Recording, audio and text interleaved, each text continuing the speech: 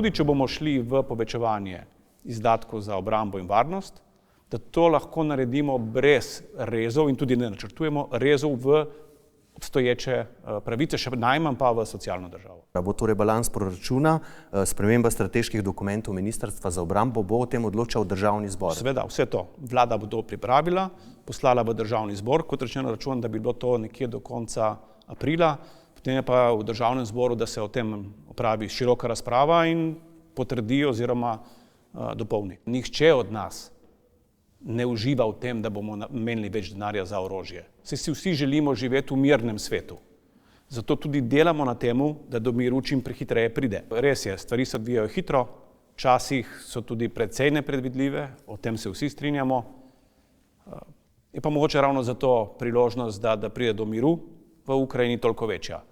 Ko se je poskušalo po ustaljenih poteh do miru, nisem prepričan, da smo bili prav posebej uspešni, sploh ne Evropa. Mogoče bo pa ta nova pot dejansko pripeljala do tega, kar si vsi želimo. In to je najprej premirje, potem pa tudi mir. Za take cilje je včasih tudi smiselno preboleti kakšno nepredvidljivost. V tem trenutku ne načrtujemo novih ukrepov. Zakaj? Zaradi tega, ker se ne kaže potrebe. Če bo, bomo zelo hitri. Jaz upam trditi, da so naši finančni pokazatelji, o katerih smo govorili na začetku intervjuja, tako dobri, tudi ali pa predvsem zato, ker je vlada zelo hitro reagirala na spremenjene okoliščine v svetu. Na moji funkciji moram zasledovati zelo jasno načelo in to je, da dokler so razmere mirne, vključno s protesti, se kot tuja država ne smem opredeljevati do razmer konkretno v tem primeru v Srbiji. Zelo pozorno pa spremljamo situacijo, si želimo, da ne pride do eskalacije, da ne pride do nasilja, še najmanj državnega nasilja. Če se takega prišlo, potem bi pa morali seveda tudi naša stališča ustrezno temu prilagoditi. Kakšno je vaše mnenje o tem prepletanju Zorana Jankovića s politično-kapitalskim miljejem Srbije in Republike Srpske? Moram priznati, da imate bistveno boljše podatke, kot jih imam sam. Sam res ne poznam teh podatkov o nakupih posameznih parcel, niti ne čutim dolžnosti, da bi se moral s tem ukvarjati. Mislim, da v tem primeru je tudi župan Janković bil že večkrat pozvan strani javnosti in jim podaja odgovore.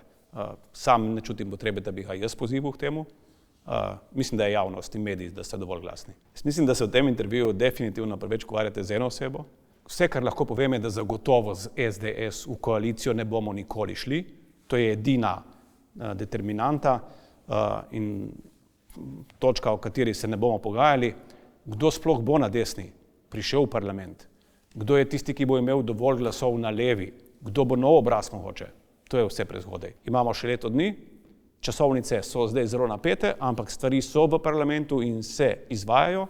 Tako da, jaz sem prepričan, da bo marsikdo presenečen na tem, kolikšen bo na koncu dejansko volilni rezultat Svobode, ampak med njimi pa ne bo mene. Jaz že danes vem, da bo zelo dober in bistveno boljši od napovedi. Na začetku mandata ste sicer poudarili, da sta prva ključna zakona zdravstvene reforme zakon o digitalizaciji in zakon o ZZZS, pa jih ni, ampak če greva zdaj To je bil prejšnji minister, da.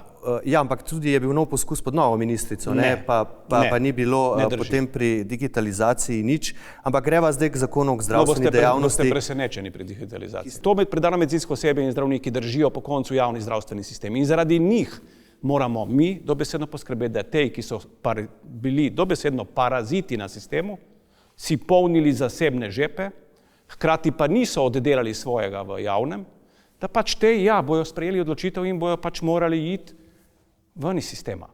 Nobene slabe stvari ne vidim v tem. A mislite, da se bolniki želijo priti v javno ordinacijo, iz katerega jih bo zdravnik napotil k sebi domov v ordinacijo? Noben bolnik si tega ne želi. Jaz bom zdaj zelo neposreden. Varuh človekovih pravic je pomembna institucija, koalicija je dala enotno podporo, več od tega koalicija ne more narediti.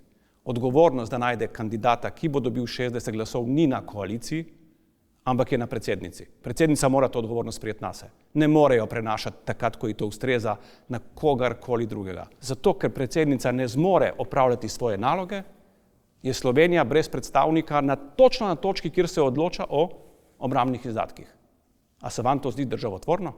Meni ne čisto. Glede na pojasnila ZPIZ-a je zelo jasno, da vaša izjava ni bila resnična. Ste danes to pripravljeni priznati? Moja izjava je bila resnična v tem, da se je odmerni odstotek zmanjšal. O tem, ali je to dejansko pripeljalo do poslabšanja položaja, ali je reforma, ki je bila izvedena v tistem času, dejansko poslabšala položaj upokojencev, ali je ZUJF, ki je bil sprejet v času te vlade Janševe, dejansko poslabšal, ne sprašujte mene, ker nisem upokojenec, sprašajte upokojence.